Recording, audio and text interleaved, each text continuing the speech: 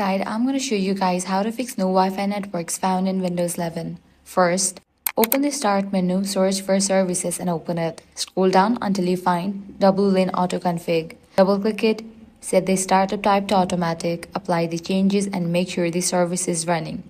Then restart the service. If the problem continues, open the control panel. Switch the view to large icons, go to Network and Sharing Center and click on Change Adapter Settings. Find your Wi-Fi adapter, right-click it, open Properties, then Configure. Under the Advanced tab, set 2.4 GHz, 5 GHz and 6 GHz to auto. Change band selection to all band and set roaming aggressiveness to medium or high before saving. Finally, if none of this works, go to Settings, open Network and Internet, select Advanced Network Settings, choose Network Reset, confirm the reset and restart your PC. After the reboot, your Wi-Fi network should appear and the issue should be resolved.